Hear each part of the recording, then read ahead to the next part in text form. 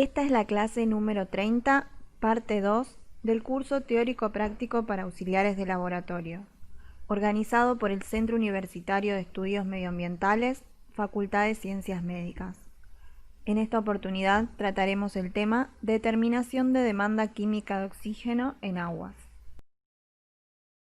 La demanda química de oxígeno, o DQO, es la cantidad de oxígeno disuelto consumido por un agua durante la oxidación provocada por un agente químico fuertemente oxidante. Se expresa en partes por millón de oxígeno.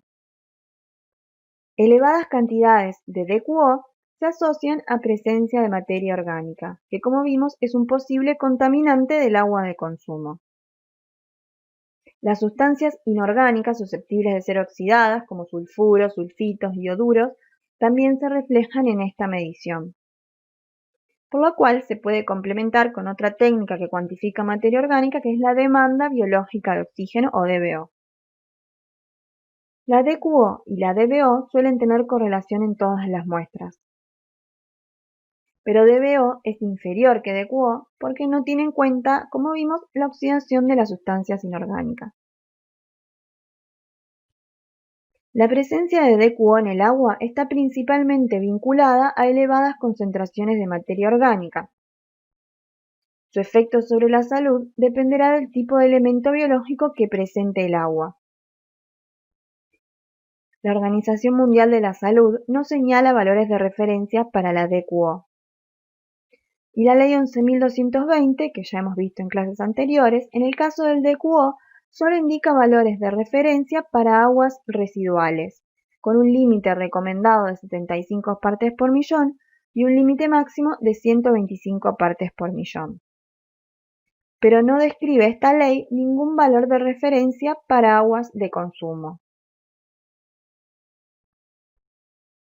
La medición de DQO en nuestro laboratorio se realiza por una técnica espectrofotométrica.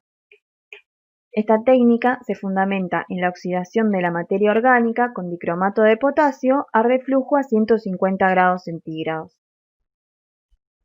Para ello se coloca las muestras con la solución de digestión en una platina de calentamiento y luego de 2 horas se mide la transmitancia a 605 nanómetros en un espectrofotómetro. Como todas las determinaciones que realizamos en nuestro laboratorio, la determinación de DQO cuenta con todos los controles de calidad que ya venimos viendo desde clases anteriores. A continuación, veremos los instrumentos y materiales que necesitamos para la técnica.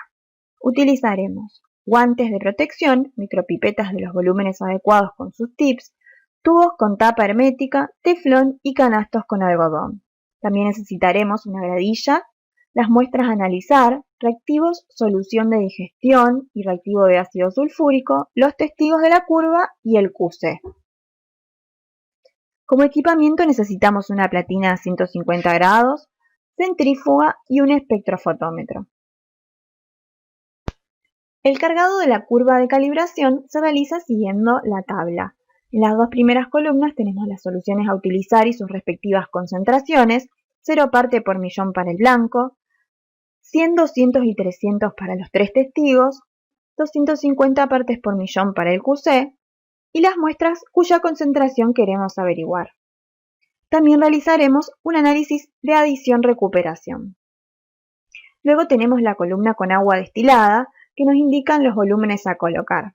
500 para el blanco, 400, 300 y 200 para los testigos. Y en la columna siguiente tenemos el volumen a colocar de testigos y QC. 100 microlitros para el testigo 1, 200 para el 2, 300 para el 3 y 500 microlitros para el QC. Luego colocaremos las muestras. Añadiremos 500 microlitros de las muestras a cada tubo y a su duplicado.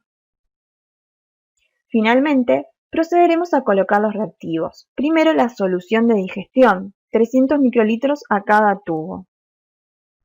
Y finalmente el reactivo de ácido sulfúrico.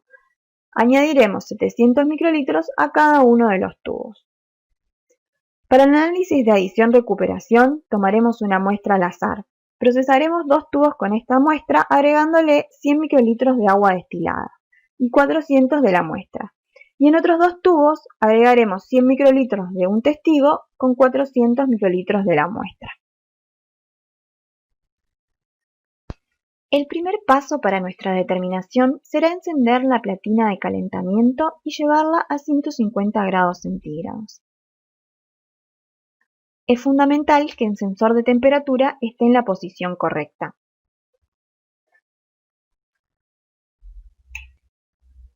Luego empezaremos con el cargado de los tubos. Comenzaremos por el agua destilada. Como vimos en la tabla, colocaremos 500 microlitros a los tubos correspondientes al blanco, 400 al testigo 1, 300 al testigo 2 y 200 al testigo 3. Y luego 100 microlitros a las muestras de adición-recuperación.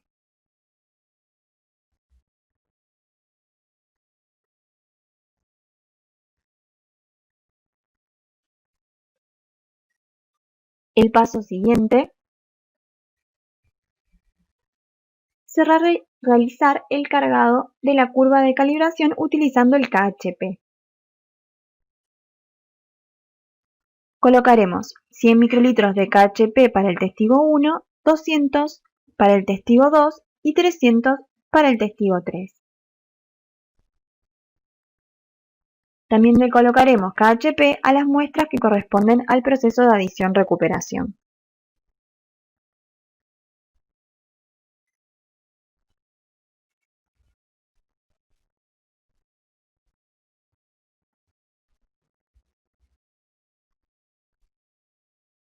El paso siguiente será cargar el QC, 500 microlitros a los dos tubos correspondientes al QC.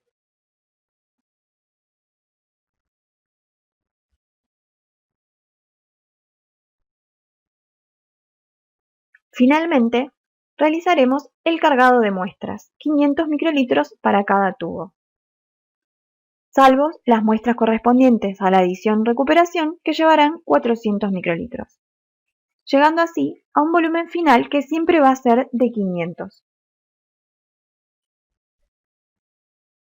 Finalmente, incorporaremos los reactivos. El primero es el reactivo solución de digestión. Colocaremos 300 microlitros de este reactivo a cada uno de los tubos correspondientes a la curva de calibración, al QC y a todas las muestras.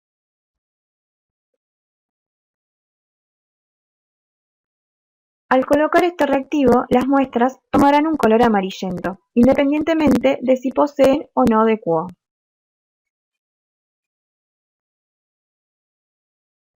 Finalmente, agregaremos el reactivo de ácido sulfúrico, 700 microlitros a cada uno de los tubos. Este reactivo es altamente corrosivo, por lo cual hay que manipularlo con sumo cuidado.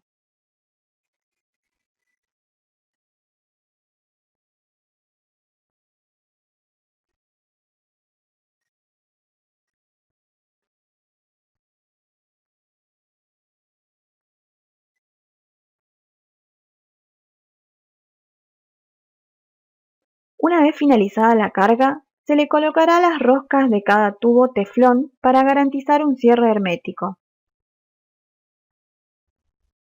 evitando que se desprendan gases durante el proceso de calentamiento posterior. Finalmente se taparán los tubos. Se pasarán por el vórtex para homogeneizar las muestras.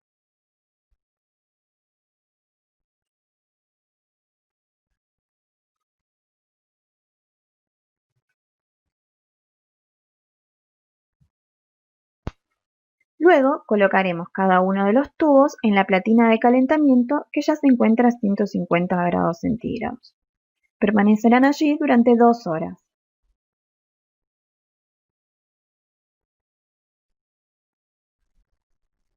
Transcurrido ese tiempo, apagaremos la platina y quitaremos los tubos. Dejaremos enfriar durante 10 minutos a temperatura ambiente. Finalmente llegó el momento de la centrifugación. Previo al proceso colocaremos unos canastos de algodón que tienen como finalidad, en caso de accidente y derrame, evitar que los líquidos corrosivos dañen el equipo.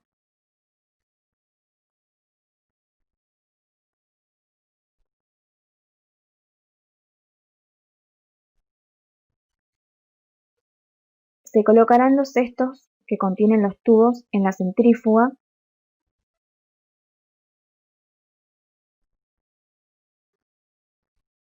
verificando que estén colocados simétricamente para evitar mal funcionamiento del equipo.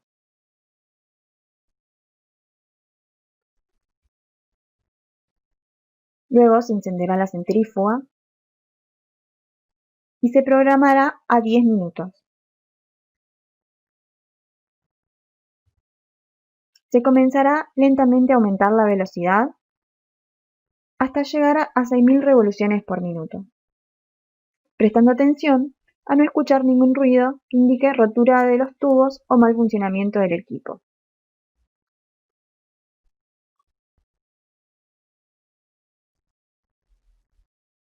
Como vimos, es fundamental que estén colocados simétricamente para que el peso sea homogéneo. Transcurridos los 10 minutos, quitaremos los tubos de la centrífuga y ya estarán listos para realizar las mediciones. El centrifugado es fundamental para que decanten las partículas que interfieren en la medición.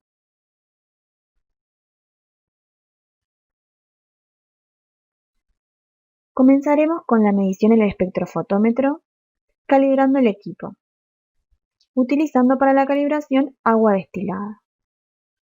Esta medición se realiza a 605 nanómetros.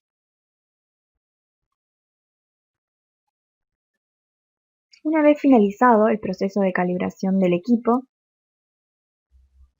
se retirará el agua destilada y se colocarán uno a uno los tubos con las muestras que queremos analizar. Se registrarán los valores obtenidos en nuestro cuaderno. Finalmente, se ingresarán todos los datos obtenidos en nuestro software Atlantis 1.0, que nos arrojará las concentraciones correspondientes a cada una de las muestras y los valores correspondientes al control de calidad. Podemos observar la curva de calibración una vez finalizado el procedimiento, con un blanco, testigo 1, testigo 2, testigo 3 y el QC. El cambio de color es imperceptible al ojo humano, pero sí lo percibe el espectrofotómetro. Sin embargo, una muestra con elevadas cantidades de DQO toma color verde, como se puede observar.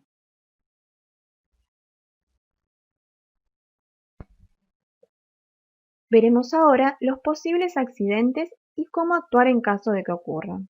Los reactivos que utilizamos son corrosivos y se debe tener especial precaución al manejarlos. En caso de derrame, se deberá limpiar la superficie de inmediato con papel absorbente. Si se derrama sobre la piel, es fundamental enjuagar con rapidez la zona, dejando correr abundante agua. Es necesario el uso de guantes y guardapolvo y de manera opcional se pueden utilizar guantes especiales para altas temperaturas. Si utiliza una platina a 150 grados centígrados, se deberá tener precaución por posibles quemaduras. Para finalizar la clase, observaremos los resultados obtenidos luego de analizar 402 muestras. En el gráfico de la izquierda, un gráfico de boxplot, podemos observar que para el DQO el rango es muy amplio, desde valores iguales o cercanos a cero hasta otros que superan las 600 partes por millón. Sin embargo, la línea negra más gruesa que nos indica la mediana nos muestra que el 50% de las muestras aproximadamente tienen una concentración cercana o igual a cero. En el gráfico central de histograma de frecuencias, donde la línea vertical nos muestra el número de muestras medidas y la horizontal las concentraciones obtenidas, por la longitud de la primera barra podemos observar que la mayoría de las muestras tienen concentraciones inferiores a 50 partes por millón. Lo mismo podemos ver en el gráfico de puntos de la derecha, donde cada punto nos indica una muestra medida y la mayoría de las muestras caen en valores muy cercanos a cero. aunque hay otras que lo superan ampliamente. En el siguiente gráfico, donde cada boxplot representa un tipo de agua analizada, pozo, red, ósmosis inversa y envasada, vemos que el rango más amplio se encuentra para las aguas de pozo, mientras que las que tienen menores concentraciones son las de ósmosis inversa. Pero al igual que el gráfico anterior, observamos que todas las medianas de los distintos tipos de aguas caen en valores inferiores a 50 partes por millón. Finalmente, observaremos los gráficos correspondientes al control de calidad. En el caso de la UDS, que debe caer en un rango -2,2 de manera oscilante, vemos que los resultados obtenidos son los esperados.